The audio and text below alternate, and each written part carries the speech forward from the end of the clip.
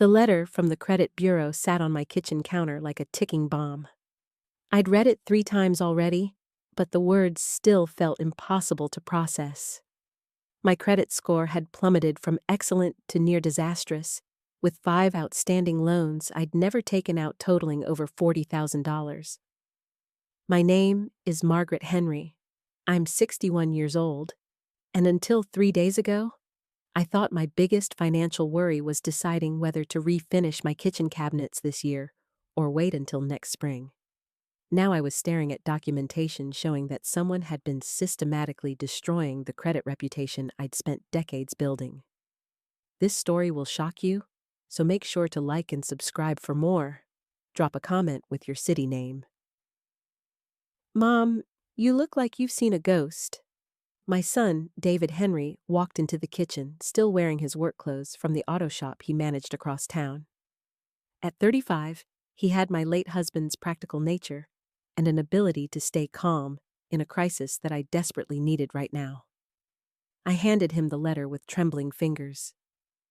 David, someone's been taking out loans in my name. Look at this. A car loan for a vehicle I've never seen. 3 personal loans from different banks. Even a line of credit at some furniture store in the next county. David's jaw tightened as he scanned the documents. Mom, this is identity theft. When did you first notice something was wrong? Last week, when I tried to apply for that small loan to fix the roof, the bank manager looked at me like I was trying to pull a fast one. Said my debt-to-income ratio was all wrong, that I had too many outstanding obligations. I sank into my kitchen chair, feeling every one of my 61 years weighing on my shoulders. I thought it was some kind of computer error. The sound of my sister's distinctive laugh drifted in from the living room, where she'd been watching her afternoon soap operas. Patricia Wells had been staying with me for the past 6 months, ever since she'd lost her apartment. She'd claimed it was temporary, just until she got back on her feet after her divorce. But temporary seemed to be stretching longer and longer.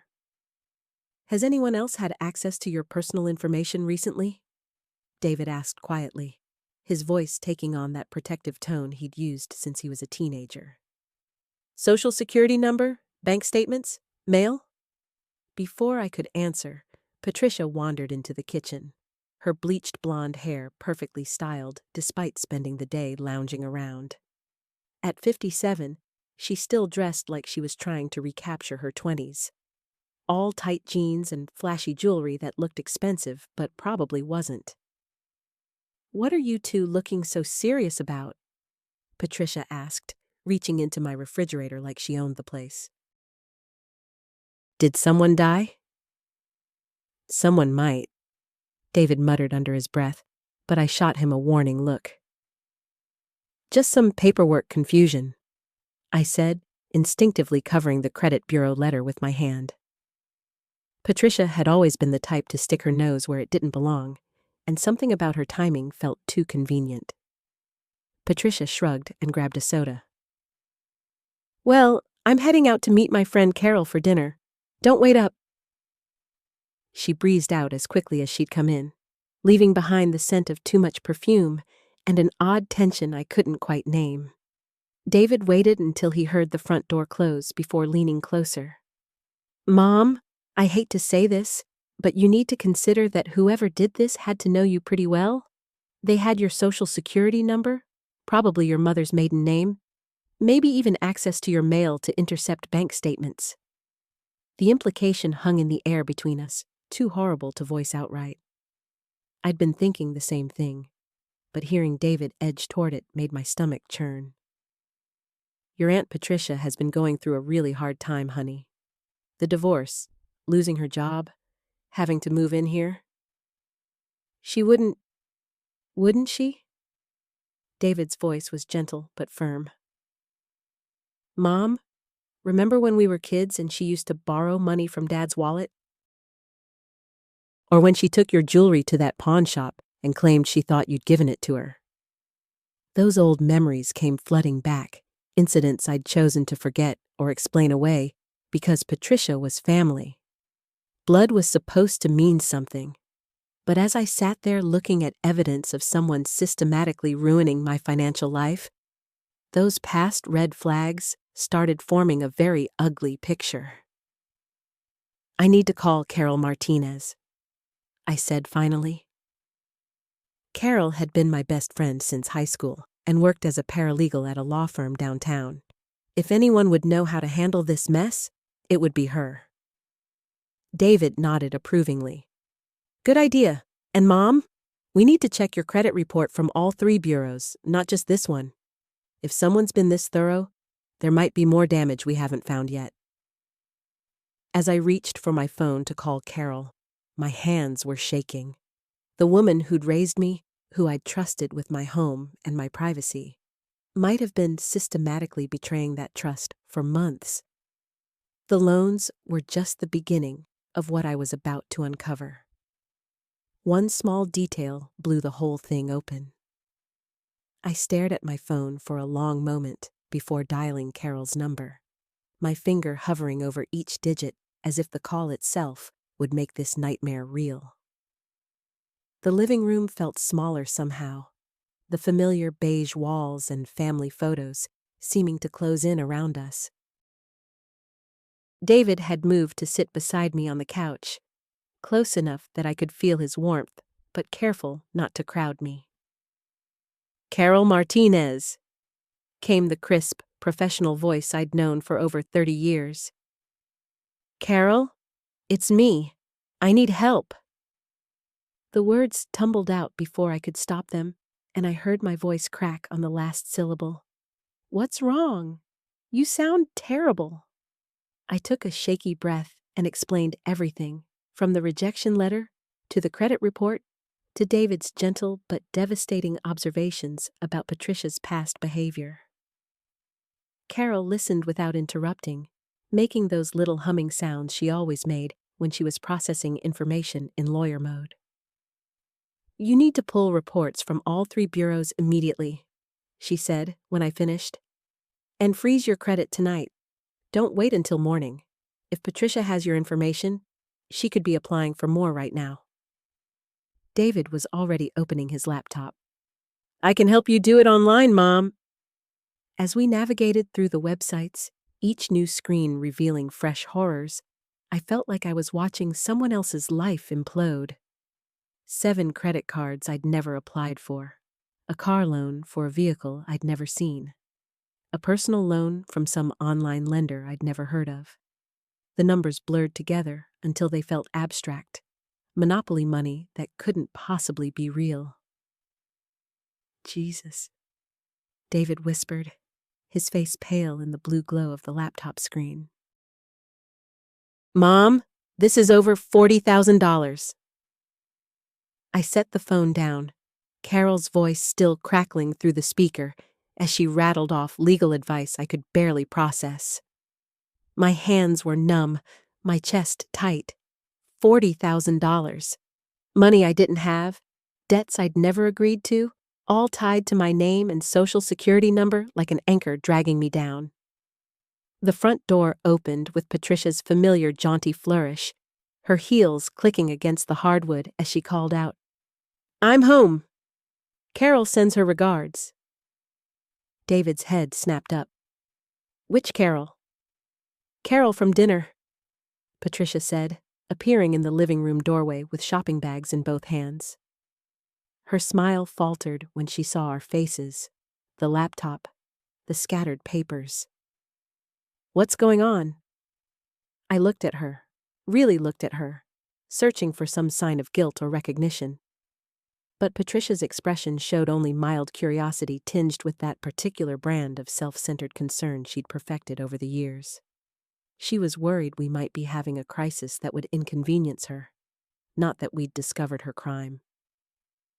"Carol Martinez is on the phone," I said carefully, watching Patricia's face. Nothing. No flinch, no flush, no telltale widening of the eyes. Either Patricia was completely innocent, or she was a better actress than I'd ever given her credit for. "Oh, lovely. Tell her I said hello." Patricia headed toward the kitchen, bags rustling. I found the most adorable scarf at that little boutique downtown. 50% off. David and I exchanged glances. 50% off or not, Patricia had been unemployed for 3 months. Where was the money coming from? Carol's voice pulled me back to the phone. Are you still there? I heard someone come in. Patricia, I said simply. Don't confront her yet, Carol warned. You need documentation first. Screenshots of everything, printed copies, a timeline if you can manage it. The police will want evidence, not just accusations. Police. The word hit me like a physical blow. We were talking about filing charges against my sister, the woman who'd helped raise me after our parents died, who'd been my maid of honor, who'd held David in the hospital when he was born. From the kitchen came the sounds of Patricia making herself at home, opening cabinets and humming off key as she put away whatever she'd bought on her shopping spree. The domestic normalcy of it felt surreal against the backdrop of financial ruin spread across my coffee table. I can't do this tonight, I whispered to Carol. I need time to think. That's fine, but don't wait too long. Every day you delay is another day she might. A crash from the kitchen cut her off, followed by Patricia's colorful cursing. David was already up and moving, but I caught his arm. Let me, I said. I found Patricia crouched beside the kitchen island, gathering up the contents of her purse from the tile floor. Lipsticks and loose change and receipts scattered everywhere, along with something that made my blood run cold. A credit card with my name on it, lying face up beside a crumpled Starbucks receipt. Patricia saw me looking and snatched up the card with a speed that told me everything I needed to know. But what she said next changed everything I thought I understood about the situation. It's not what you think, Patricia said, clutching the credit card against her chest like a shield. Her face had gone pale, all the color draining out of her cheeks in a way that made her look younger, more like the scared 20-something who'd suddenly found herself responsible for a grieving teenager when our parents died. I stood frozen in the doorway, part of me wanting to run, part of me wanting to scream. The card had my name on it, clear as day. There was no mistaking what I'd seen. Then what is it? I managed to ask, my voice barely above a whisper. Patricia's hands were shaking as she stood up, still holding the card. For the first time since I'd known her, my always confident sister looked genuinely afraid. I can explain, she started, then stopped.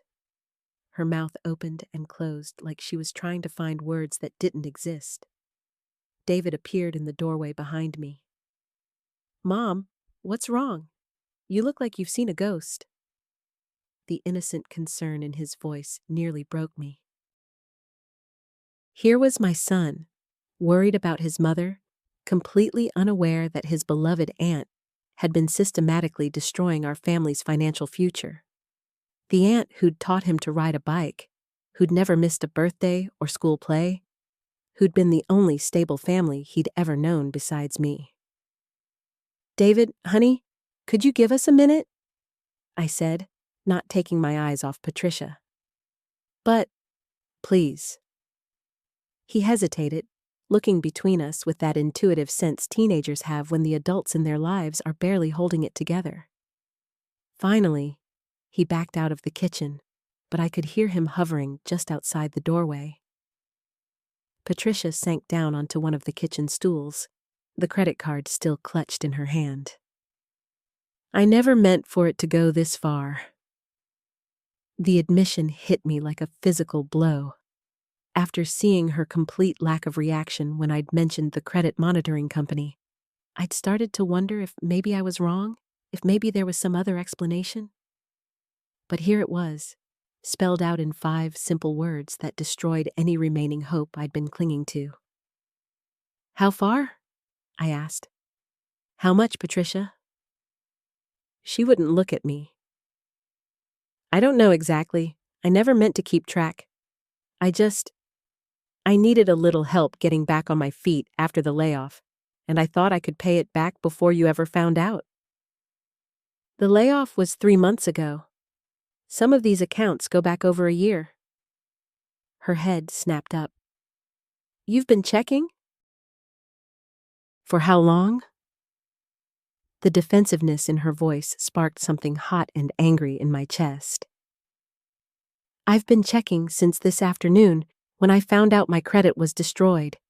When I discovered that someone had been taking out loans and credit cards in my name.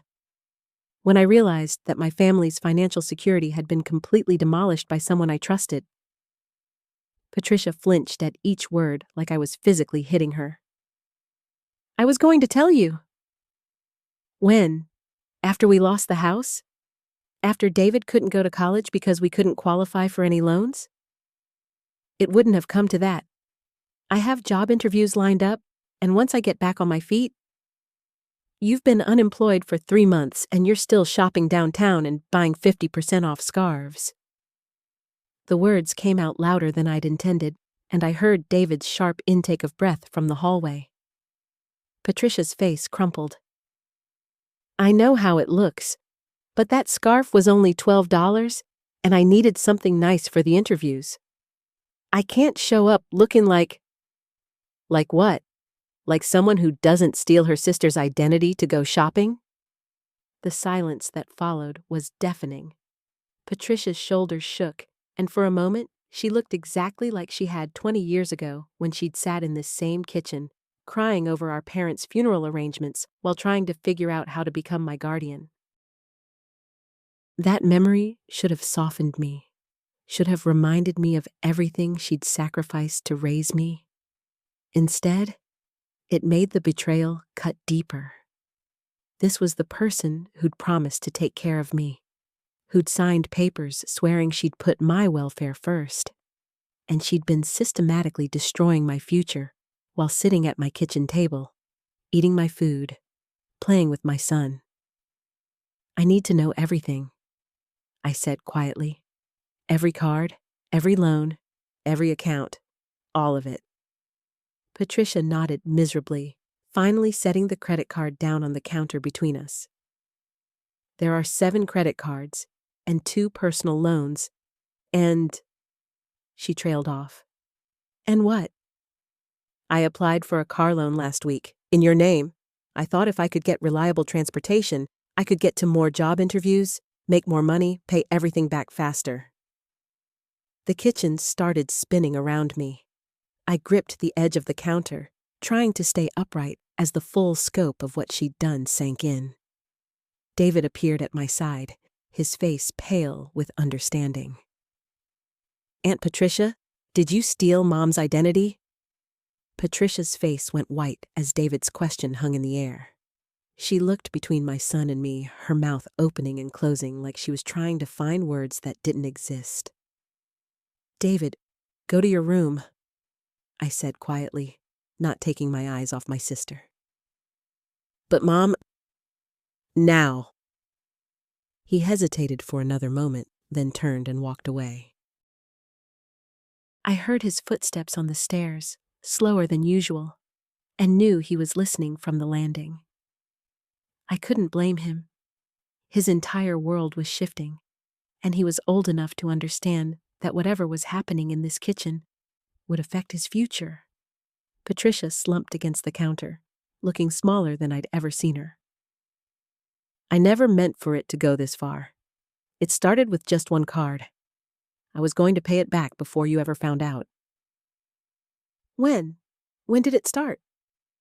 She closed her eyes. 2 years ago, right after I lost the job at the insurance company. I had rent due, and my unemployment hadn't kicked in yet, and I thought if I could just get a small credit card, use it for groceries and gas until I found something else. 2 years. She'd been destroying my credit for 2 years while I'd been inviting her over for Sunday dinner, while I'd been letting David spend weekends at her apartment, while I'd been worrying about her and offering to help however I could. You've been lying to my face for 2 years. I kept meaning to tell you. Every time I got close to paying something off, something else would happen. The car would break down, or the rent would go up, or I'd get to a second interview and need professional clothes. Her voice was getting higher, more desperate. I kept thinking I'd get a good job and pay everything back in a lump sum, and you'd never have to know. I thought about all the times she'd mentioned job interviews, how optimistic she'd sounded about her prospects, how I'd encouraged her, told her something good was bound to turn up soon. The whole time, she'd been using my name, my social security number, my clean credit history to fund a lifestyle she couldn't afford. "Show me," I said. "What?" "Your purse, your wallet. Show me everything." Patricia's hands shook as she retrieved her purse from the counter and opened it. She pulled out card after card, setting them on the kitchen table like she was dealing a hand of poker that would determine both our fates. I recognized none of them, but they all had my name embossed across the front. Sarah Margaret Thompson. Sarah Margaret Thompson. Sarah Margaret Thompson. Seeing my name repeated over and over on cards I'd never applied for, never wanted, never even known existed, made my stomach lurch. It was like looking at evidence of my own murder. "The car loan," I said, my voice barely above a whisper. "Did it go through?" Patricia nodded miserably. "I got the approval yesterday. I was supposed to pick up the car on Friday." "What car?" "Nothing fancy, just a used Honda, $12,000. I thought if I could get to more interviews in different cities, I could find something that paid enough to start making real payments on everything." $12,000. Added to whatever she already owed on 7 credit cards and 2 personal loans. I didn't want to know the total, but I had to. "How much?" I asked. "All of it. How much do you owe in my name?" Patricia was crying now, tears streaming down her face as she fumbled with her phone. "I have an app," she whispered, "to keep track of everything." I told myself it proved I wasn't just spending randomly, that I had a plan. The absurdity of it hit me like a physical blow. She'd organized her theft of my identity. She'd been methodical about destroying my credit, tracking it like a budget. She turned the phone toward me, and the number on the screen made my knees buckle. $43,000, not including the car loan she'd just been approved for. I sank into a kitchen chair, the weight of it crushing down on me. $43,000 of debt in my name. No wonder my credit score had plummeted. No wonder the mortgage company had looked at me like I was trying to scam them. "I'm going to be sick," I said. Patricia rushed to the sink and brought me a glass of water, hovering anxiously as I tried to process what this meant. The house was gone, obviously. Even if I could somehow get the debt transferred back to Patricia's name, the damage to my credit would take years to repair. David's college fund wouldn't be enough to cover both his education and a place for us to live. We'd have to rent, probably something small and expensive, while I spent the next decade digging out of a hole I'd never asked to be pushed into. From upstairs, I could hear David moving around his room, probably packing for tomorrow's camping trip with Marcus, completely unaware that his life had just been turned upside down. "Patricia," I said, setting down the water glass with shaking hands. "I need you to understand something. This isn't just about money. This isn't just about credit scores or car loans or houses." She nodded frantically, wiping her nose with the back of her hand. I know it's... No, you don't know." My voice was steadier now, but there was something cold in it that I'd never heard before. "You used my name, my identity, for months. Every time you filled out an application, every time you signed those cards, you were choosing to destroy me to save yourself." Patricia flinched, as if I'd slapped her. "I never thought of it like that. I just thought..." "You thought what?" That I wouldn't find out? That it wouldn't matter? I stood up, pacing to the window where I could see David's bike still lying in the driveway from yesterday. I have a son, Patricia. Everything I do is about building a life for him, and you've just burned it all down. I can fix this. Her words tumbled out desperately. I'll get a job, any job, and I'll pay it all back. I'll call the credit card companies and tell them it was me, not you. I'll transfer everything to my name. I turned back to face her. With what credit? You already told me you've been turned down everywhere because of your own debt. And even if you could somehow transfer it all tomorrow, do you think that magically repairs my credit score? Do you think the mortgage company is going to suddenly decide to work with me again? The kitchen fell silent, except for the humming of the refrigerator and Patricia's occasional sniffles. I found myself staring at the spot on the counter where I'd been planning to put a coffee maker in the new house. Such a small, stupid thing to focus on, but it felt like mourning the loss of a future I'd never get to have. Mom would be so ashamed of both of us right now, Patricia whispered. Don't. The word came out sharper than I intended. Don't you dare bring Mom into this. Mom worked 2 jobs to keep us fed and housed, and she never once asked anyone else to pay the price for her choices. Patricia's face crumpled. I know. God, I know. I just miss her so much, and everything's been so hard since she died. And I thought if I could just get through this rough patch. We all miss her. I sat back down, suddenly exhausted. Do you think it's been easy for me? Raising David alone, trying to build something stable for us? I miss her every single day, but I didn't steal from my family because of it. Footsteps thundered down the stairs, and David appeared in the kitchen doorway, backpack slung over his shoulder and sleeping bag tucked under his arm. He looked between Patricia and me, taking in her tear-stained face and my rigid posture. What's wrong? He asked, setting his camping gear down by the door. Aunt Patricia, why are you crying? I opened my mouth, but no words came. How do you explain to a 15-year-old that his entire future has just been derailed by someone he trusts? How do you tell him that the stable life you've spent years building has just evaporated? Patricia looked at me desperately, silently pleading.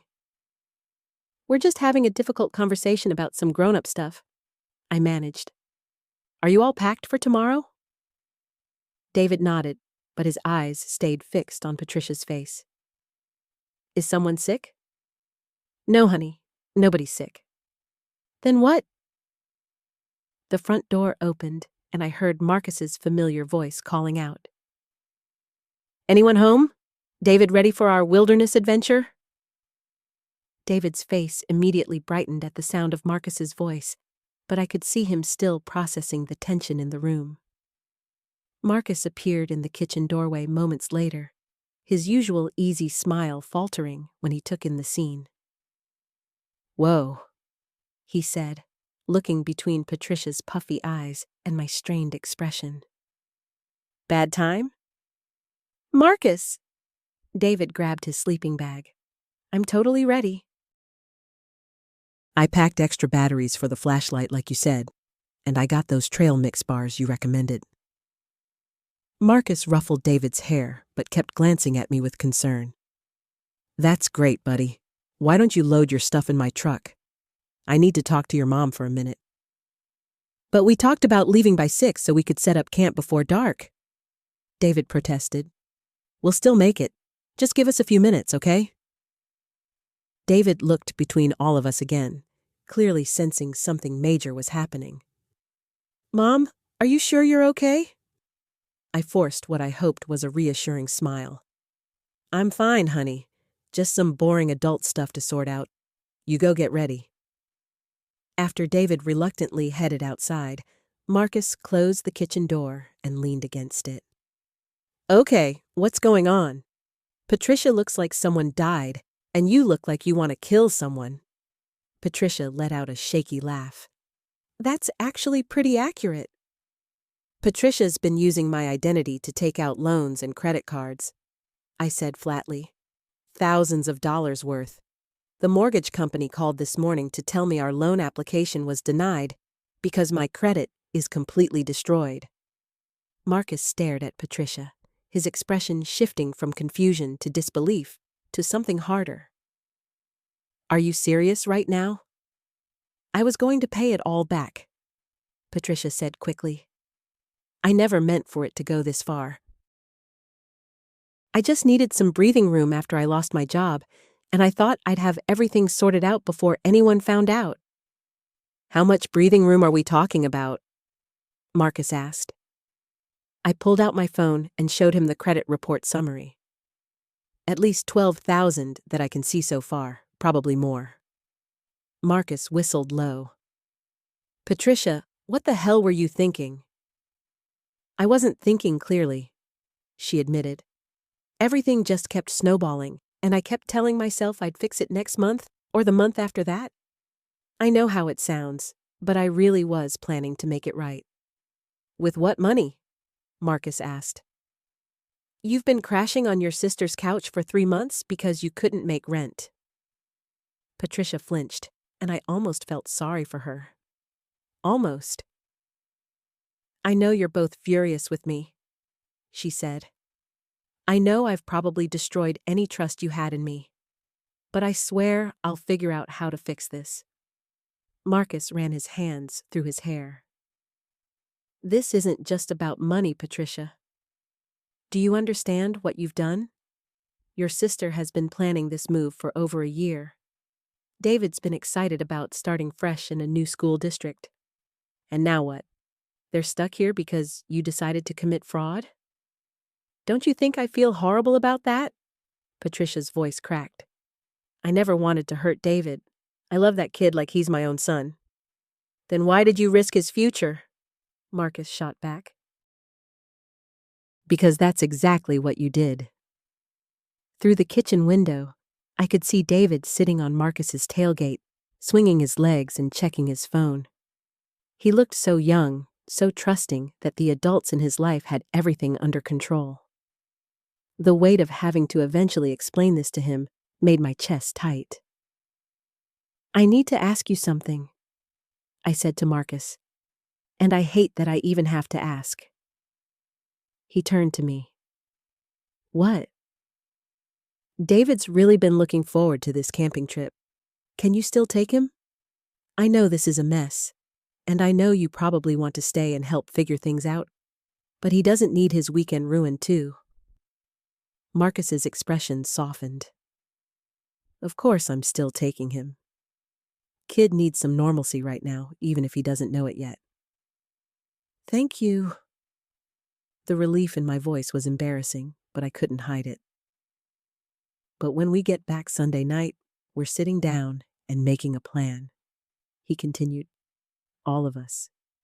Because Patricia, you're going to fix this, but you're not doing it alone, and you're definitely not doing it with any more lies. Patricia nodded eagerly. Yes, absolutely. Whatever you think is best. I think what's best would have been you not stealing your sister's identity in the first place, Marcus said dryly. But we're past that point now. The kitchen door opened, and David poked his head in. Are we leaving soon? The sun's going to set in like 4 hours. Coming now, Marcus said. He squeezed my shoulder. Try not to kill each other while I'm gone, okay? No promises, I muttered. David bounded over to give me a hug. Love you, Mom. Try to relax this weekend. Maybe you and Aunt Patricia can have a girls' night or something. I caught Patricia's eye over David's shoulder, and we shared a look of grim irony. A girls' night was definitely not what we'd be having. Love you too, kiddo. Be safe. Listen to Marcus, and don't feed the bears. Mom, Marcus already explained that we're not supposed to leave food out. I'm not going to feed the bears. Just checking. After they left, The house felt impossibly quiet. Patricia and I sat across from each other at the kitchen table, and I realized we were about to have our first real conversation in years without David as a buffer. "So," Patricia said finally, "where do we even start?" I looked at her, this person who shared my childhood, my memories, half my DNA, and had just blown up my life without a second thought. "I honestly don't know." The silence stretched between us like a chasm. Patricia fidgeted with her coffee mug, turning it in endless circles on the wooden table. The same table where we'd eaten countless childhood dinners, where she'd helped David with homework just last month, where she'd sat and laughed with us like everything was normal while my credit was being systematically destroyed. "I kept meaning to tell you," Patricia said suddenly, her voice barely above a whisper. "Every time I saw you, every time we talked, I'd think, this is it. This is when I explain everything. But then you'd be so happy, or David would be there, or you'd mention some plan you had, and I'd think maybe I could fix it first." "Fix it how?" The question came out harder than I intended. "By taking out more loans in my name?" "No." She looked up, eyes red-rimmed. "I stopped months ago. I swear, I haven't touched your information since February. I've been trying to pay things down, but the interest rates, the fees, it just kept growing." I stared at her, trying to process this. "So you knew? You've known for months that you were drowning, and you still said nothing." "I was scared." The words tumbled out of her in a rush. "I was terrified of this exact conversation, of watching you look at me the way you're looking at me right now." "How am I looking at you?" "Like I'm a stranger.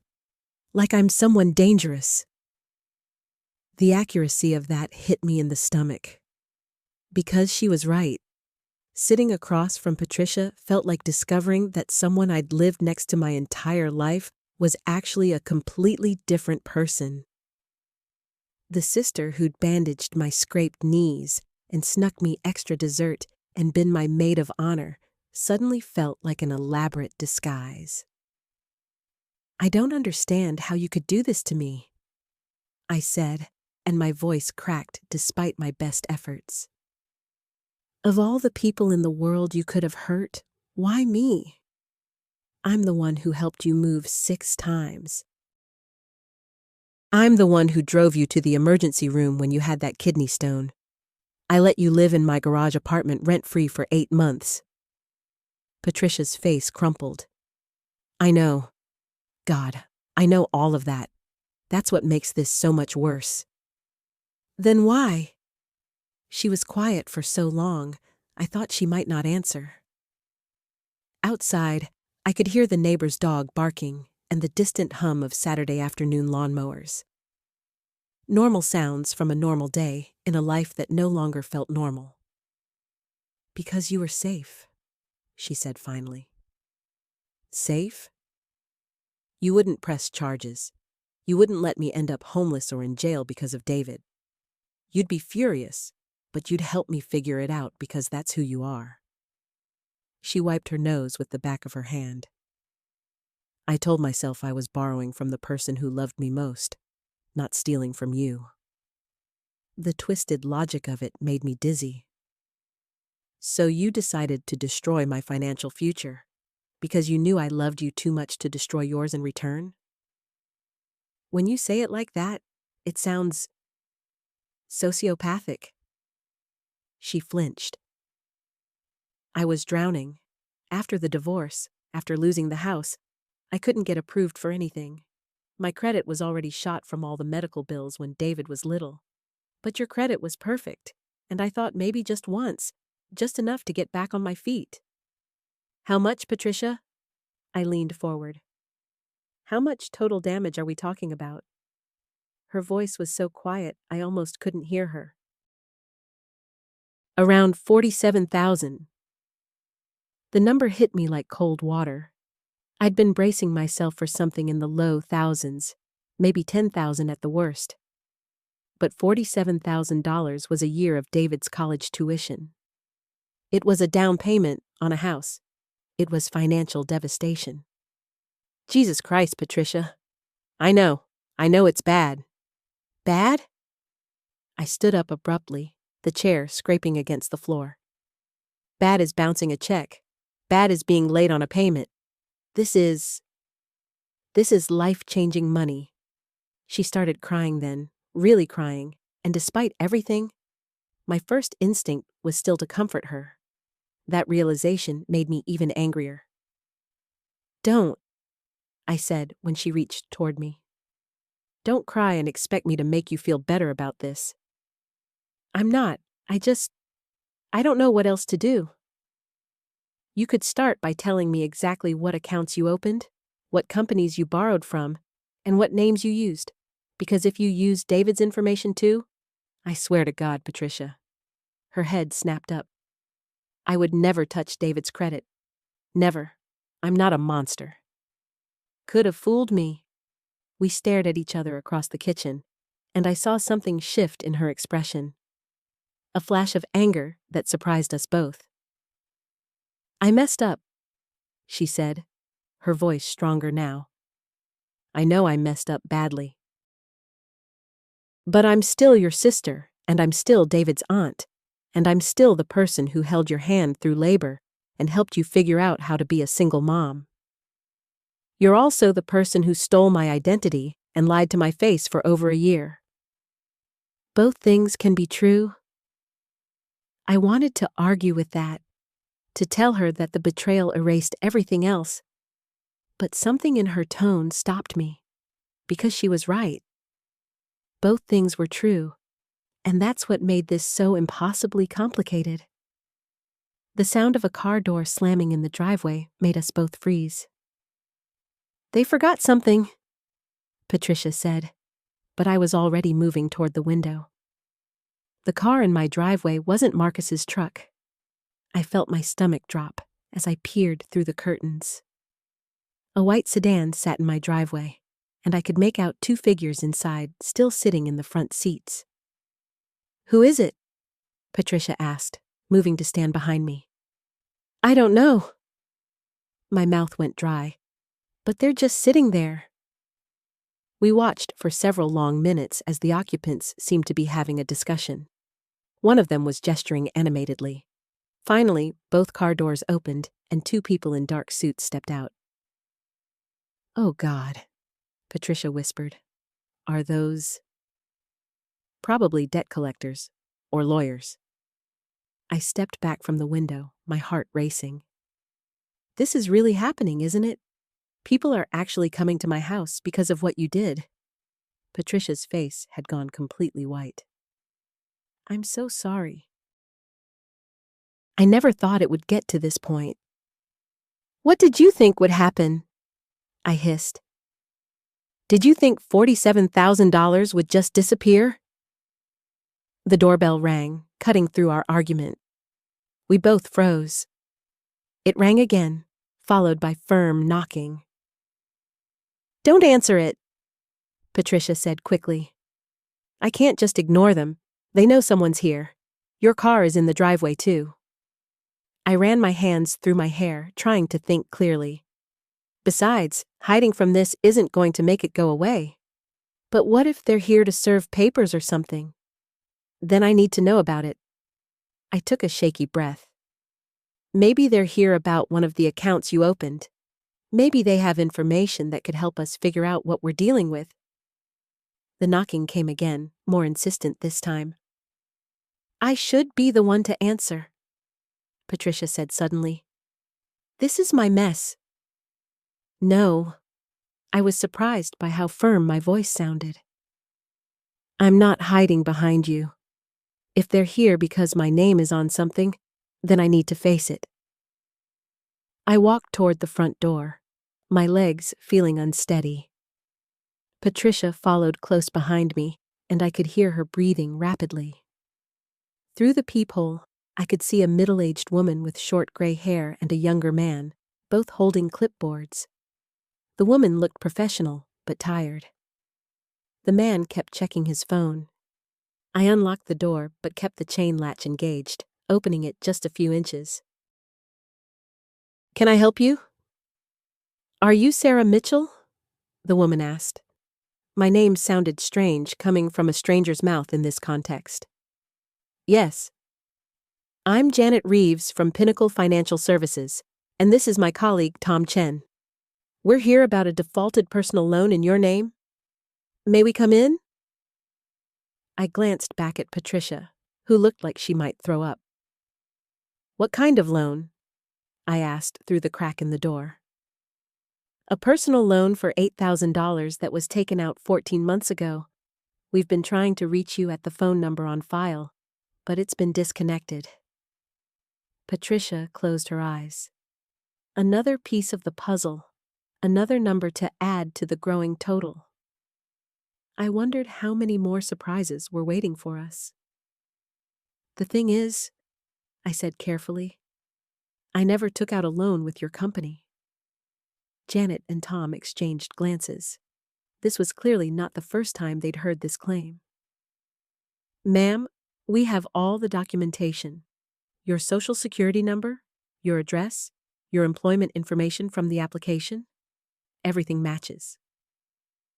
"Because someone stole my identity," I said, the words feeling both foreign and oddly liberating.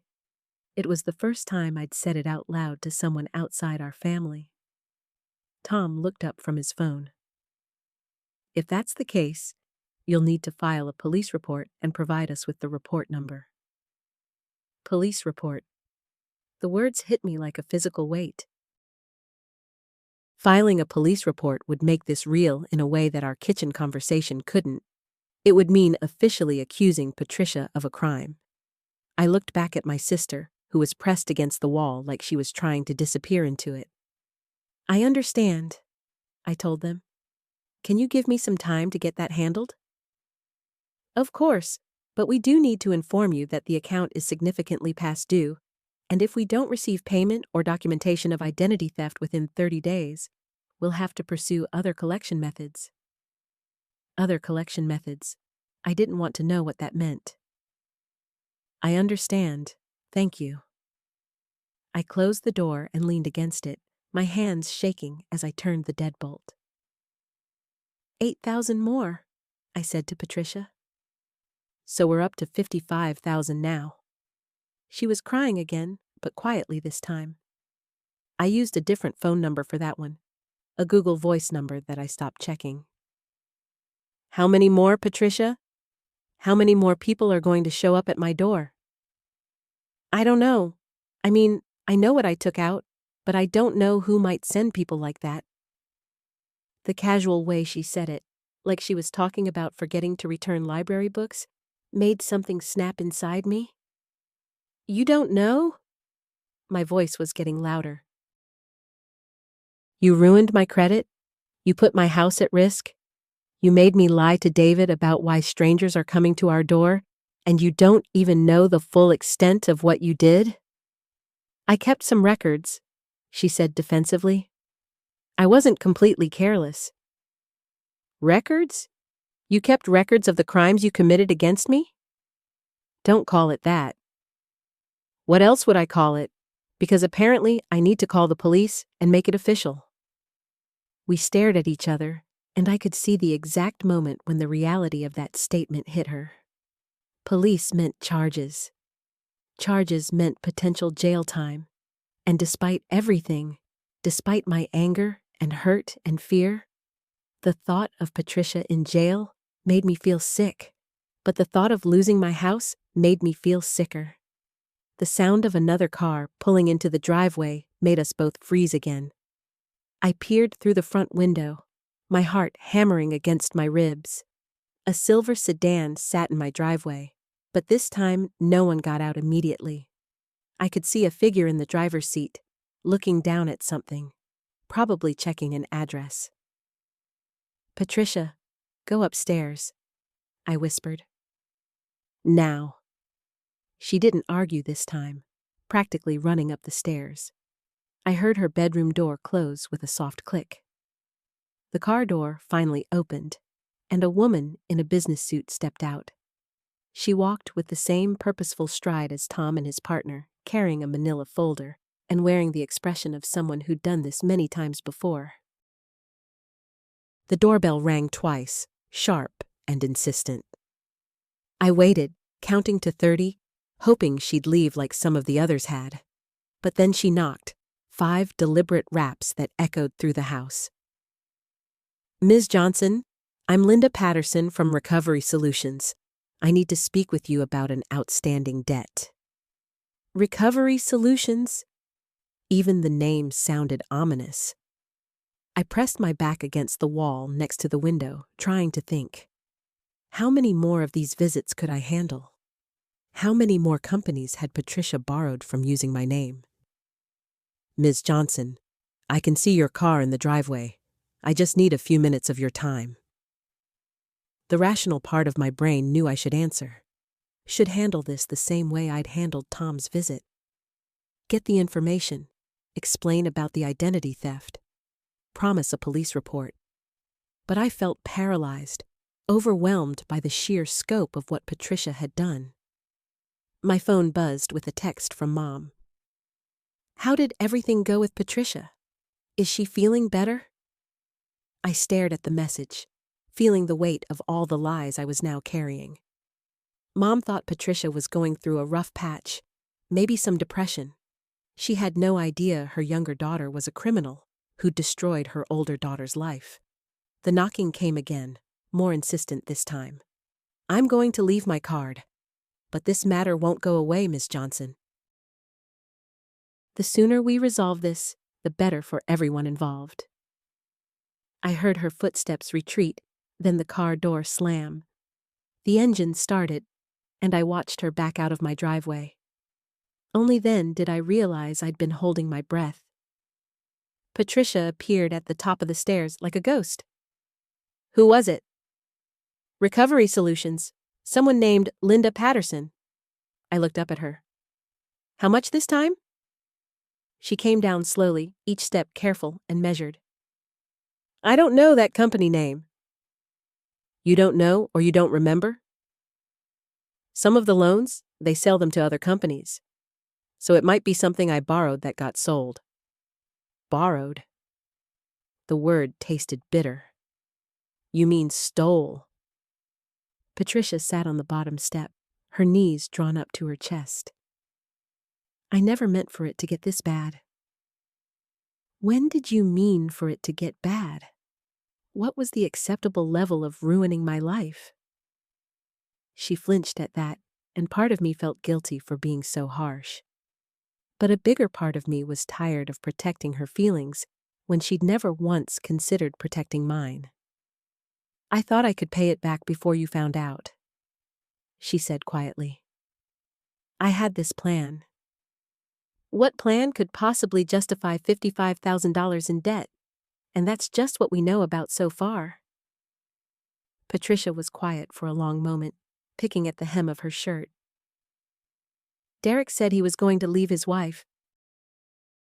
He said once the divorce was final, we'd get married, and I could pay everything back with his settlement money." Derek. I'd heard her mention him before, but always vaguely. "Patricia, please tell me you didn't destroy my credit for some married man who was never going to leave his wife." Her silence was answer enough. I sat down heavily on the couch, feeling like the air had been sucked out of the room. "How long were you seeing him?" 2 years. He said the timing just had to be right, that his kids needed to be older before he could leave. "But then last month?" She trailed off. "What happened last month?" "I saw him at dinner with his wife. They looked happy. Really happy. And when I confronted him about it, he said he'd never promised to leave her, that I'd misunderstood." The pieces were falling into place, creating a picture that made me feel sick. "So you've been taking out loans for 2 years, thinking this man was going to save you, and when you realized he wasn't, you just... What? Decided it was my problem now?" "I didn't decide anything. I panicked. I stopped answering calls, stopped opening mail. I thought maybe if I ignored it long enough, it would just go away.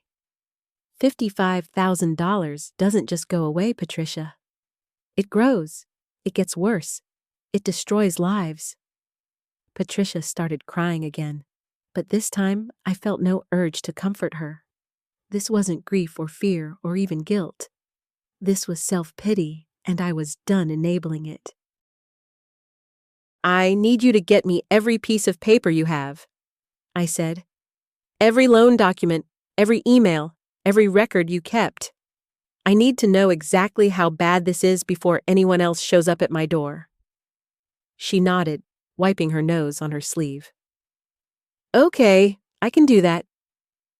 And Patricia, if you're lying to me about anything, if there's anything worse that you haven't told me, now is the time.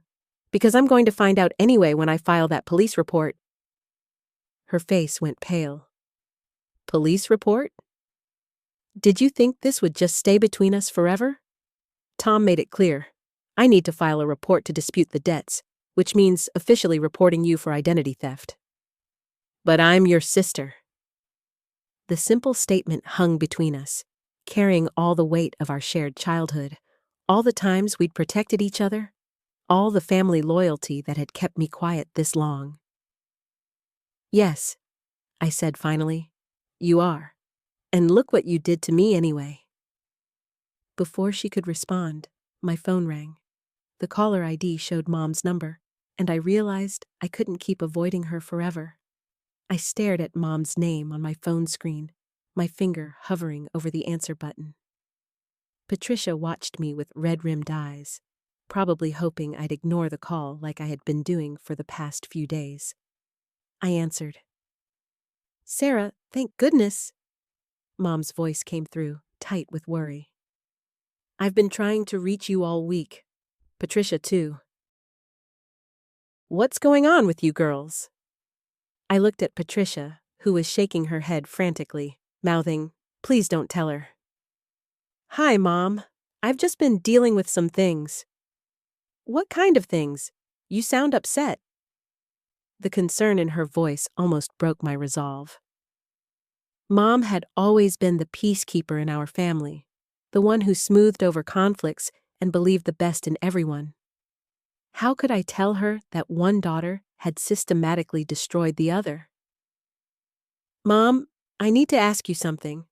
Has Patricia mentioned any financial troubles to you lately? There was a pause. Well, she did ask if she could borrow some money a few months ago. Said she was between jobs and needed help with rent. Why? How much did you give her? Sarah, what's this about? You're scaring me. Patricia was crying silently now, her hands pressed against her mouth. I closed my eyes, knowing what I had to do. Mom, Patricia has been using my personal information to take out loans. A lot of loans. My credit is ruined. The silence on the other end stretched so long, I thought the call had dropped. Mom? I'm here. Her voice was smaller now. How much, Sarah? At least $55,000. I heard Mom's sharp intake of breath. Oh my God! Patricia, is this true? I realized Mom could hear everything on speaker. Patricia looked at me desperately, then spoke toward the phone.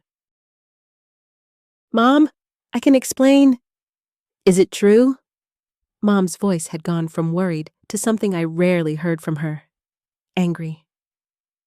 Yes, Patricia whispered. The silence returned, heavier this time. I could picture Mom in her kitchen, gripping the phone, trying to process what she'd just learned. Both of you need to come over here, now. Mom, I don't think... I started. Now, Sarah, this family is going to sit down and figure out how to fix this mess. After we hung up, Patricia looked at me with something approaching hope. Maybe Mom will know what to do. Maybe she'll have ideas about how to fix this without involving the police. I shook my head. Patricia, even Mom can't make $55,000 disappear, and she shouldn't have to. But family helps each other. That's what we do.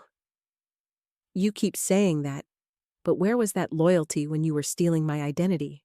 When you were letting me get turned away from apartments and declined for credit cards? Patricia flinched at my words, but I was beyond caring about her feelings. 20 minutes later, we were sitting in Mom's living room.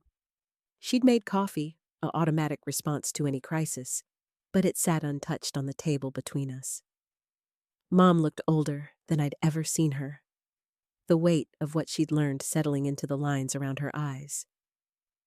"I need to understand how this happened," Mom said, her voice carefully controlled.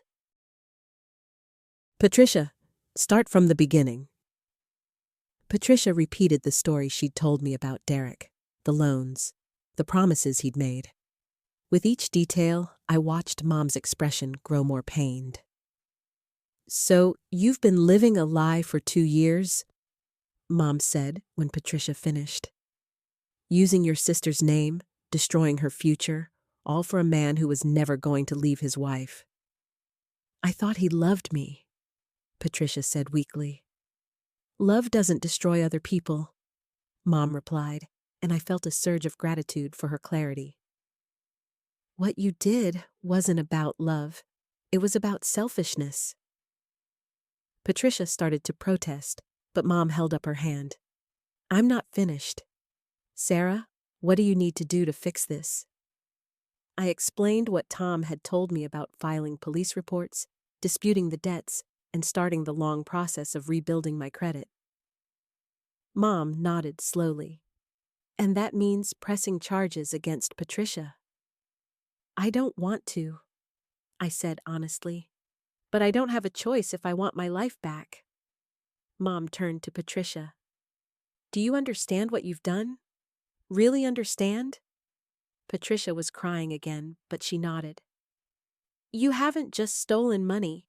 You've stolen your sister's future, her ability to buy a home, get a decent car, maybe even get certain jobs. You've made her afraid to answer her own phone, afraid to check her own mail." Each word hit Patricia like a physical blow, but Mom wasn't done. "And you've put me in an impossible position. How do I support both my daughters when one has criminally betrayed the other?" The question hung in the air. Patricia looked up hopefully, but Mom's next words crushed whatever expectation she had. "I love you, Patricia, but love doesn't mean protecting you from the consequences of your choices. Sarah has to file that report."